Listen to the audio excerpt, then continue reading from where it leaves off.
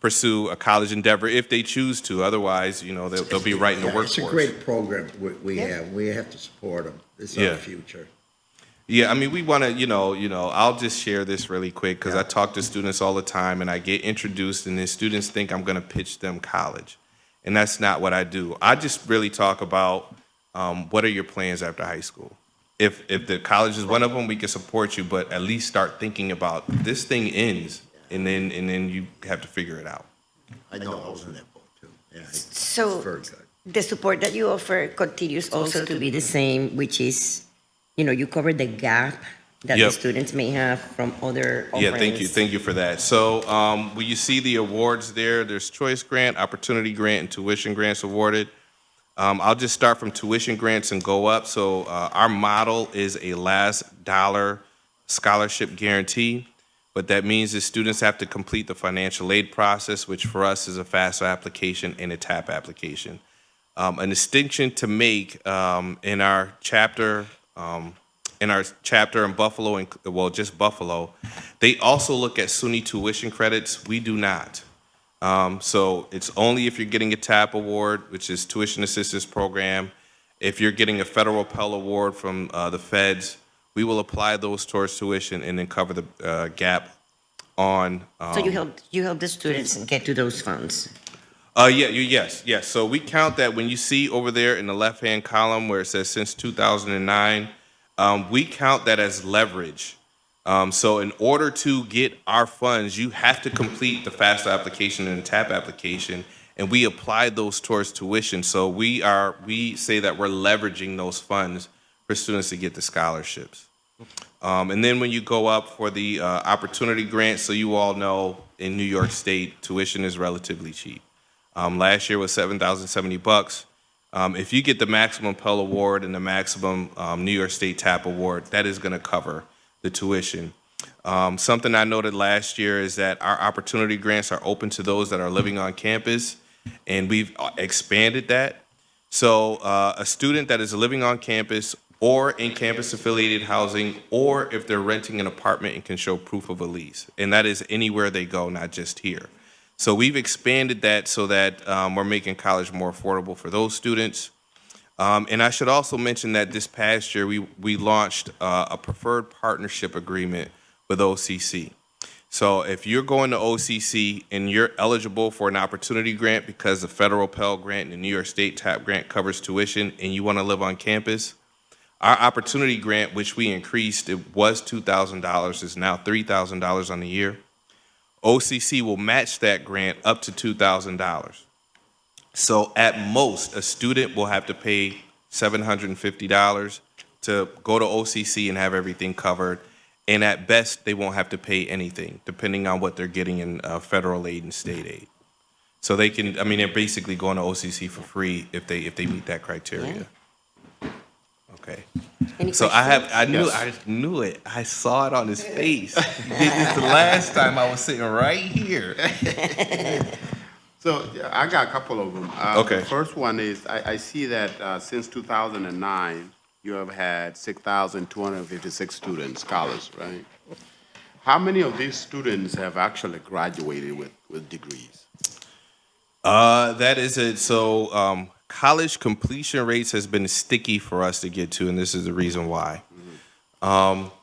We track students 4 years, 8 semesters. In most cases, at a 2-year school and at a 4-year school, it takes them more. It takes, there's a study done by National College Attainment Network. It takes students 60% of the time to complete their degree programs. So a lot of times where we stop tracking them after 4 years, they need an additional semester or an additional year to complete their degrees. So what I can tell you is, it's roughly just a little under half of those 6,256 have completed 2 years if they were at a 2-year school or 4 years, but I can't tell you if they actually obtained the degree. Because a lot of times they're still enrolled and we don't, we don't track them after if they need to enroll for an additional semester or a year. What does that do to budget, especially? Do you somehow, when they don't graduate, do you take that money back, or you just don't No. spend it? So No, what we happened? we do not. So we there's a program in New York State called Excelsior, and it kind of works like that. You take the money back or something like that. Yep. We do not. What we have done though is we executed deadlines this year, and the reason why we did that is because oftentimes students will, let's say, begin the semester with full-time credits, and we will award students, and then they drop to part-time. So, as a way to kind of safeguard making sure that scholarships are going towards educational purposes, we have deadlines. The caveat to that is that colleges, well, you all know this, colleges in the summer start sending those pay or else notices. And when they get the pay or else notices, they are calling us panicking now. I'll make a Game of Thrones reference. If you all watch that, there's this family called the Lannisters. They always pay their debts. That's us. We always pay our debts. And we're working with our colleges to mitigate that so that parents and families aren't, it's really mostly parents. They get that pay or else thing and it says something along the lines of you won't be able to enroll, or if you don't pay by X date, you have to leave, your dorm room or something like that. So we're working with them on that. I can tell you for the local colleges like OCC, Oswego, Cortland, the ones that are close to us, Morrisville, we do a pretty good job with that. And then some of the ones that are a little far out, we're doing more to communicate with them so that they know we're When good. you accept somebody in your program, they only complete the application once, right? And then they continue on. They don't Yes. need to redo anything. That's correct. So when they complete our application, we have something on there called, well, you all are familiar with FERPA, this Family Educational Rights Privacy Act. We have a FERPA waiver on that application form. And so once they sign that, we just follow them. So if they go to one school the whole time, we roll them over into the next year and ask the school if they're enrolled. If they transfer, that's when they have to come back. They don't have to redo the application, but they have to let us know they're transferring formally on our platform. In the with the pay or else letters that have gone out, have you guys found when you have gotten involved that some of those may have been inaccurate at all? A lot of times they are inaccurate. Student information in college is very dynamic. So depending on, a student may get selected for verification. A student may have submitted, or their family may have submitted, either old information or information that needs to be updated because family circumstances have changed. But we have really, really good communication with our colleges. So, sometimes in those instances, even if let's say we got student information and it turns out that a family member lost a job or something like that, which dramatically changes, we'll issue retro awards. So let's say we awarded the student at the beginning of the semester and things change, and we're now in spring and they have a balance because things have changed. Once we get that information, we'll issue a retro award. Or if a student is in a situation that is like beyond their circumstance, they can appeal. So they can appeal and explain their situation to us. I'll just say that the eligibility criteria and the guidelines is meant to safeguard against neighboring districts. So in most cases, if they appeal, we'll accept the appeal, but they have to demonstrate that there was something extenuating. So basically hardship. Yeah. Yes. Are there any other questions? Yes. Okay. So, I'm ready. I see here, the 2022 Yep. graduation rate in high school was a little lower. 2023, it picked up. Was all of this because of COVID? I take, right? Yeah, we, in talking to the Syracuse City School District and our partners and Say Yes Buffalo and some other districts across the state, it's hard they've been finding it hard to quantify the challenges that COVID presented. What I will say is that I think the Syracuse City School District and our program has done a really good job of promoting the opportunity and how that could lead to careers. So that could be it, but it would be hard for me to say. Well, COVID happened in X, Y, and Z. There's a lot of variables that went into that period of time. Thank you. Two requests. If you can figure out what percentage of this 62%, 6,256 have graduated college. Okay, I know it's going to be hard to dig through all these data, but if you can, I would appreciate that. Number two, out of all of these kids that are going to college and applying to say yes, I see here 64% have enrolled into say yes and did an application last year. Yep. If you can just also see how many of these came as immigrants. Okay. I know it's very just immigrant in general. They don't have to be refugees or anything, but just immigrant. Because I know we spoke earlier here to the superintendent and budget director, and they told us that 20% of the city school district are refugees/immigrants.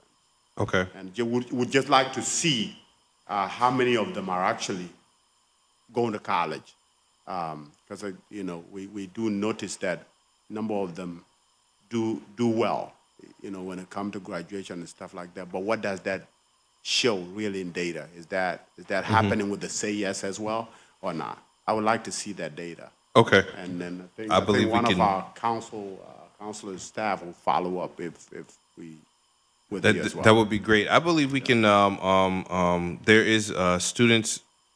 I believe at the Syracuse City School District do have a code if they're coded immigrant. I know they have a code for refugee status. Yeah. So I think that's information we'll be able to get to. As far as the graduation, if you have a staffer so we've tried to get our hands around that with Labor Bureau statistics, but there's a pretty large margin of error with that. And then we've tried to do things with census, but census is skewed because it counts college students that are not from, it's just skewed. So we want to get our hands around that, and I would welcome the opportunity to partner with someone to get that data, to get it down to as best we can. And part of the reason, and it might not, it may not be as significant, but part of the reason I want to see that data is as we go through the New American community, we continue to press forward and emphasize the importance of education and how it influences getting out of poverty, in a sense. And we want to be able to push that parents stay on their kids to make sure that they go to school and they do what they need to do.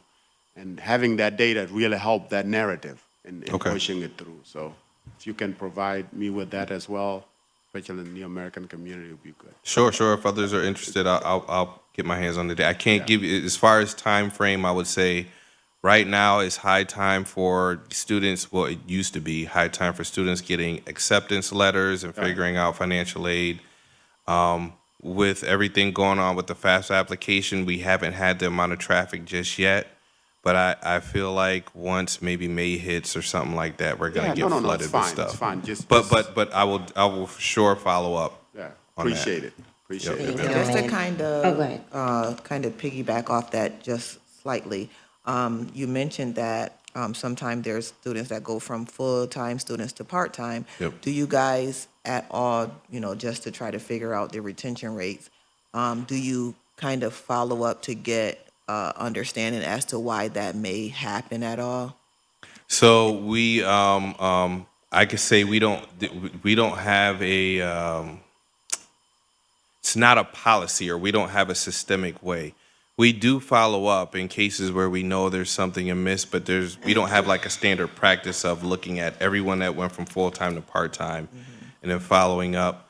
I think that's something that we could implement, but Or even, you partner with, yeah. others. We informally partner with others, but we're working on something where there's a formal purposeful, meaningful partnership. But we all know each other, so I'll often Yeah. get a call like, "Hey, there's somebody. Can you help me out?" Yeah. Because I'm just wondering if there is, a way to ensure that students, if there might be a easy fix to some of those things. Could be Yep. they didn't have the books that they needed. And, Yep.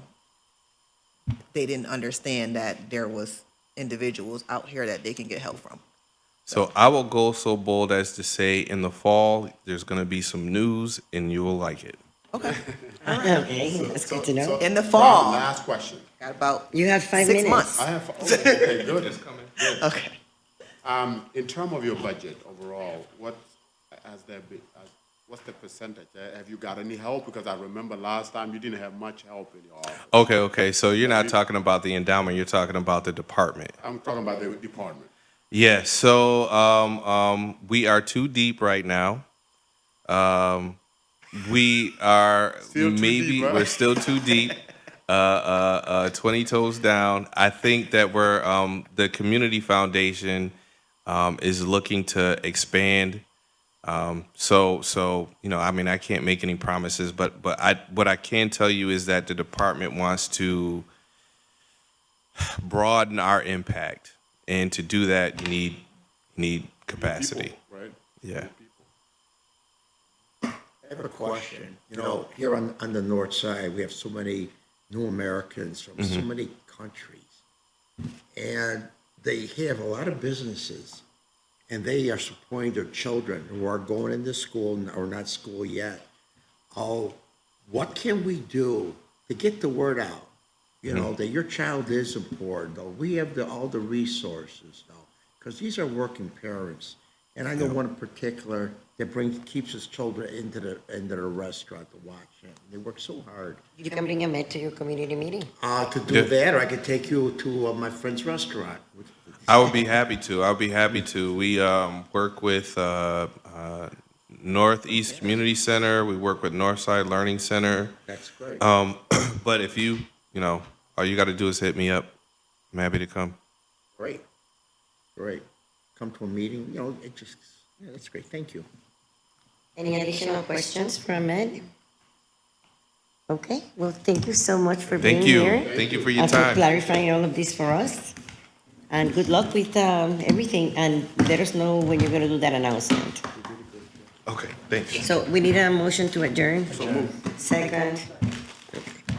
Aye. Thank you. Yep.